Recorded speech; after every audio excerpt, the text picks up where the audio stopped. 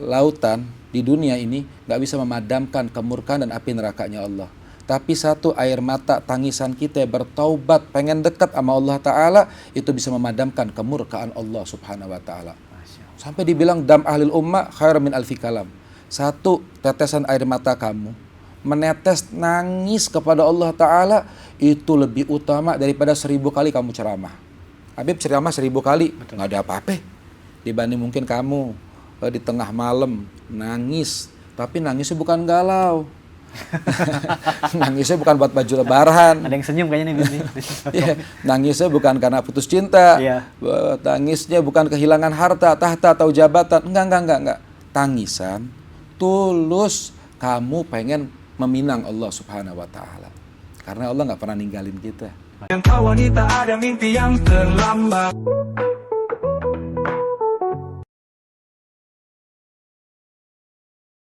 Halo sahabat Kawani, masih bareng Dani Ringo dan juga Habib Muhammad Bagir Al-Afsi. Pria paling ganteng kita tahun ini kayaknya ya. Kapan sekali. Iya, dan di tengah bulan puasa kita ternyata banyak yang namanya kajian tua atau sering-sering ngobrol religi itu harus banget ya. Sekaligus juga menambah kelipatan bulan suci Ramadan, yang ditambah juga ilmu-ilmu yang lainnya kan ya, Bib ya. Tentunya apalagi spesial di hari ini juga, tentunya di bulan suci Ramadan ini kita menemani semua sahabat Kawani yang sedang berpuasa. Mudah-mudahan puasanya top dan juga tamat hingga beres dan hingga nanti Idul Fitri. Amin. Habib, selanjutnya kita akan membahas nih tentang jati diri sebenarnya. Mencari hakikat jati diri dan tentunya langkah-langkah bagaimana kita mencintai Allah dalam kehidupan. Tentunya juga ingin mengenal taubat di bulan suci. Emang tobat harus di bulan suci ya, Bib?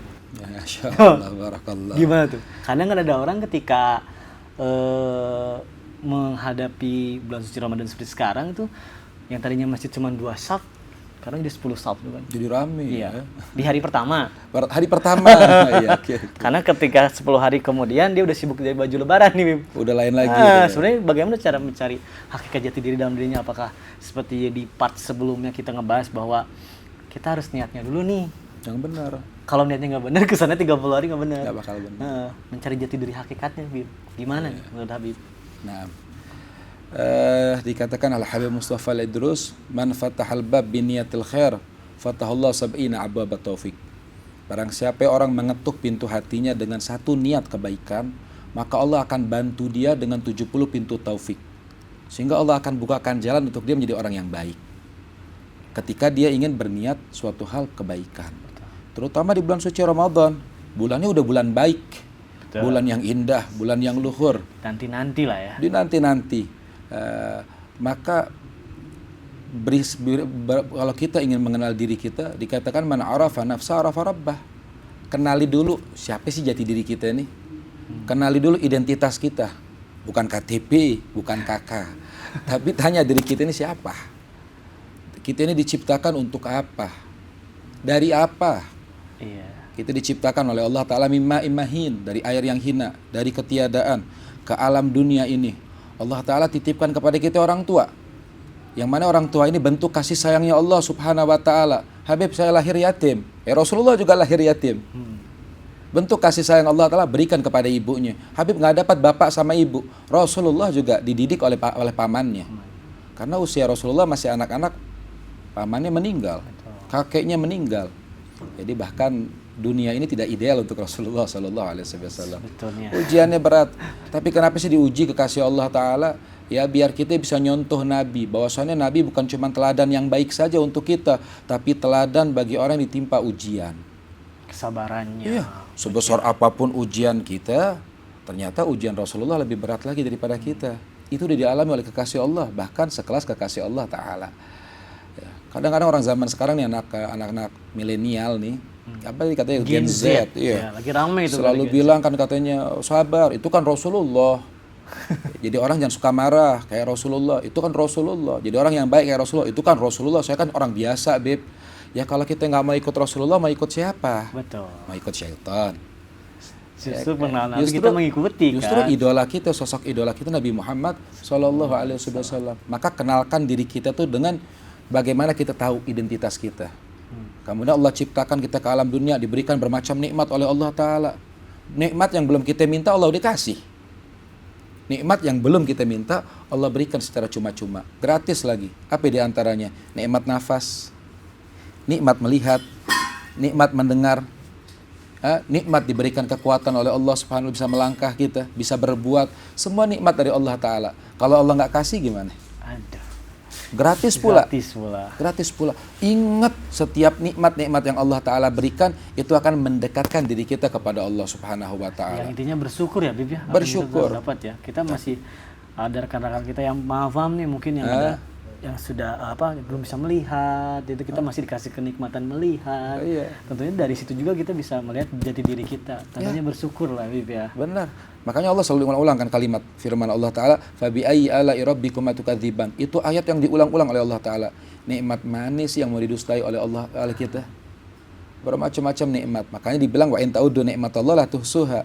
Seandainya kamu mau menghitung bilangan nikmat dari Allah, sepintar-pintarnya kamu tuh gak akan mampu menghitung daripada nikmat Allah Ta'ala. Diberikan ujian satu, nikmatnya gugur. Kita lupain kebaikannya Allah, kasih sayangnya Allah. Satu ujian, satu kesusahan, satu kesempitan. Padahal bukannya itu suatu azab dari Allah Ta'ala. Namun Allah sedang mengirimkan surat cinta kepada hamba tersebut akan semakin dekat kepada Allah Subhanahu wa taala. Semakin kamu diuji, kami yuk kemari loh. Sini rujuk.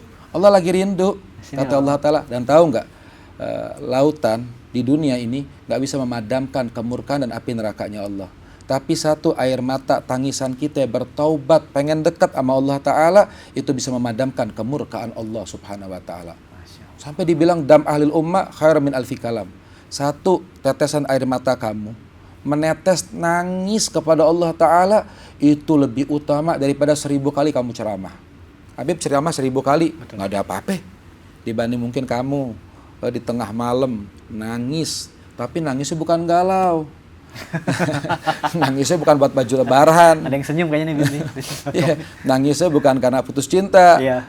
Tangisnya bukan kehilangan harta, tahta atau jabatan. Enggak.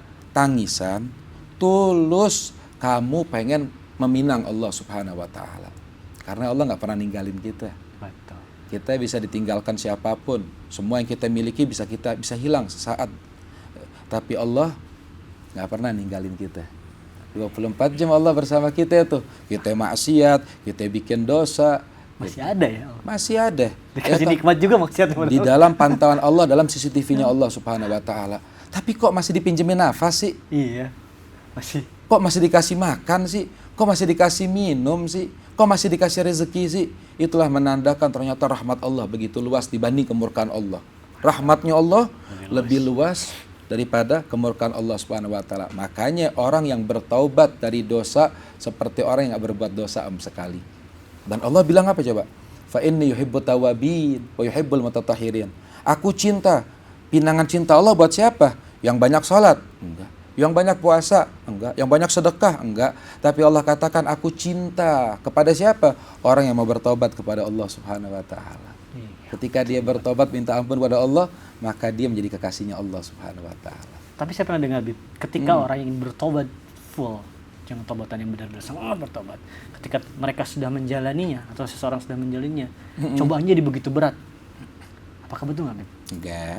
Jadi katanya, kok pas gue hijrah nih ya katanya. Kok ujiannya betul-betul Ada aja problem. Pan aku udah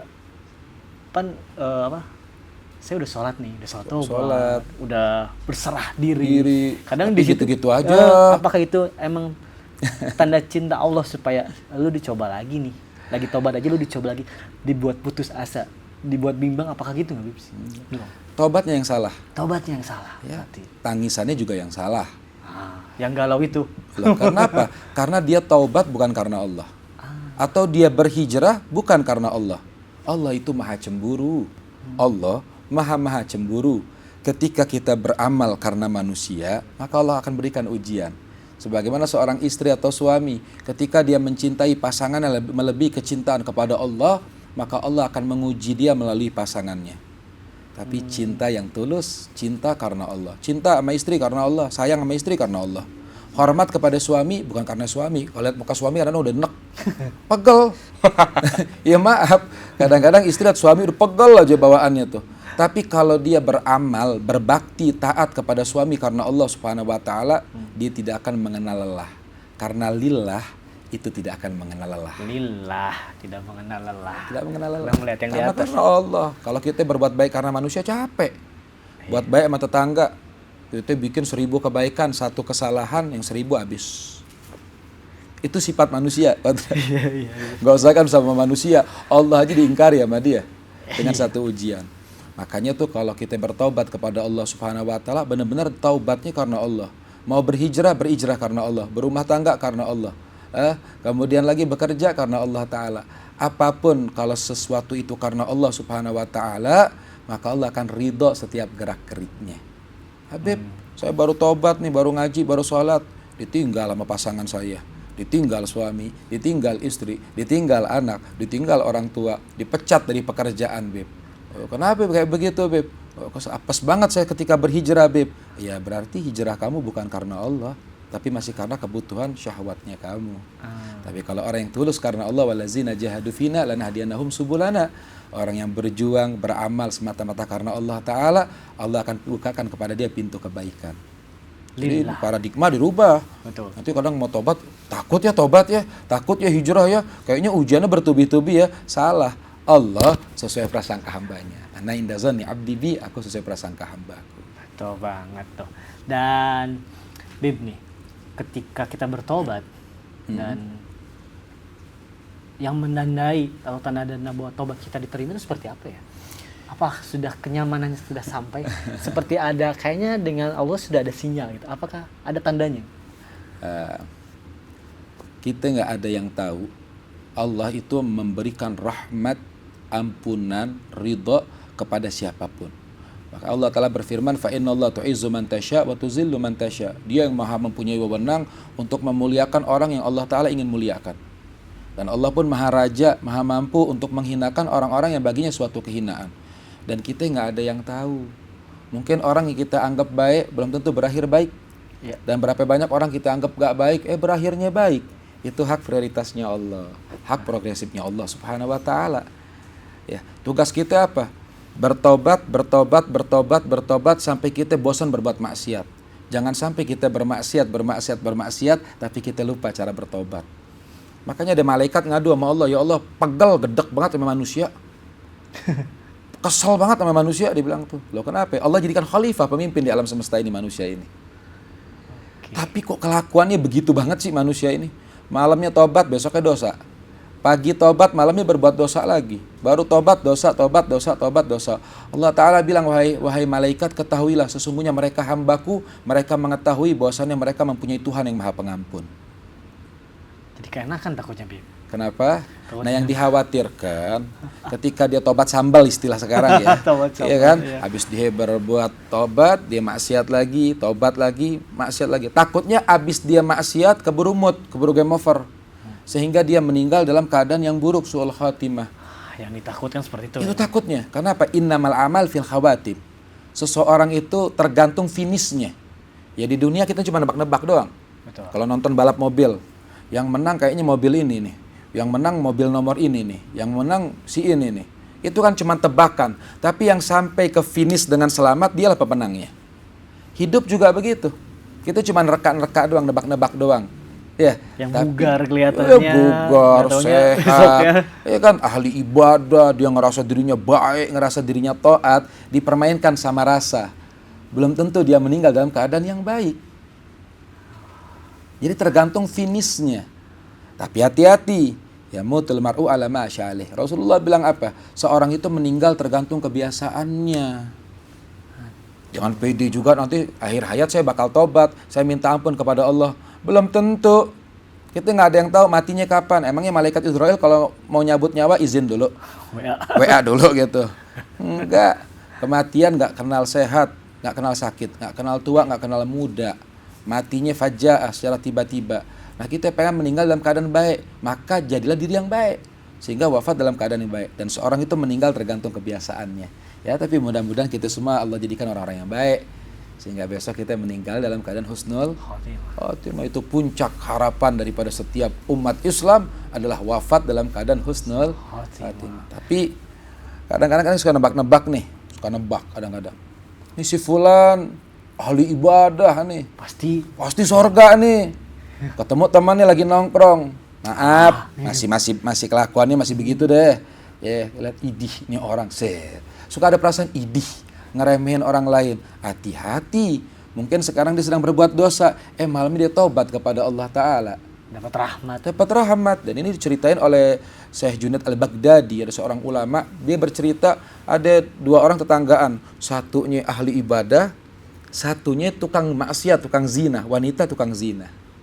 Nah ini ahli ibadah, pas mau berangkat sholat subuh, ngelewatin rumah tetangganya nih. Yang cewek itu. Something dong. Di luar rumahnya dia melihat nih rumah, ini rumah perempuan ahli maksiat. Pasti di dalam dia sedang berbuat zina. Ya kita di belakang tembok ini nggak tahu ada apa. Ini Habib lihat tembok nih, di belakang kita nggak tahu ada apaan.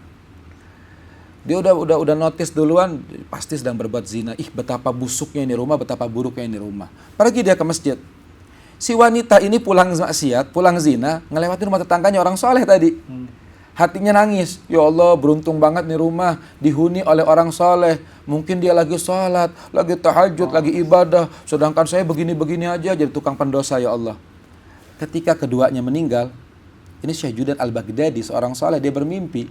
Ketika bermimpi, ini ahli ibadah ketika mau masuk surga karena amalannya ditahan malaikat. Tar dulu, loh kenapa saya ditahan? Oh pede banget kamu. Saya ini ahli ibadah, sholat saya rajin, ibadah saya rajin. Tempat kamu di neraka. Loh kenapa? Karena kamu melakukan satu dosa besar. Apa tuh dosanya tuh? Prasangka buruk kamu kepada seorang hambaku.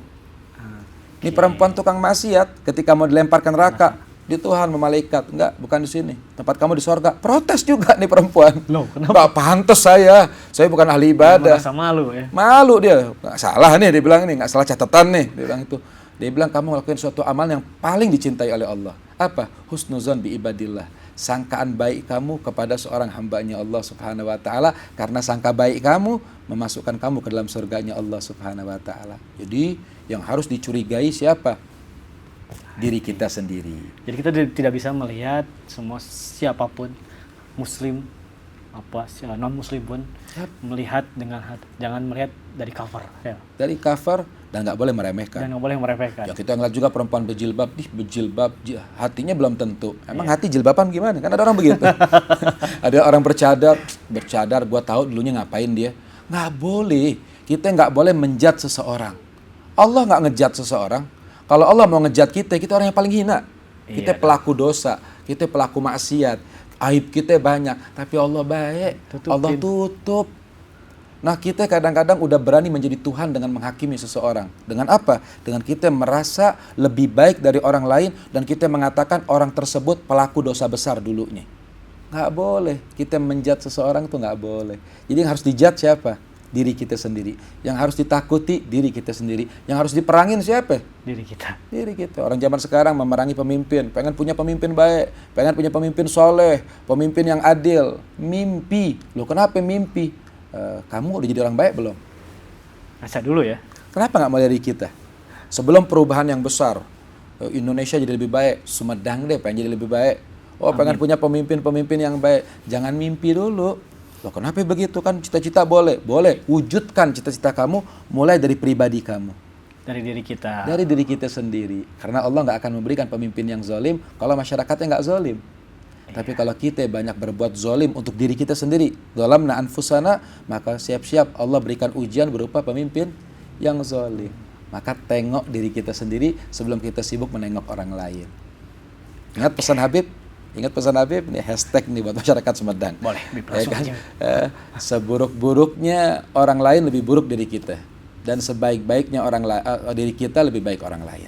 Yang penting jangan sombong dulu lah ya. Jangan merasa sombong. Di mata Allah itu semua sama. Semua sama. Kenal syaitan?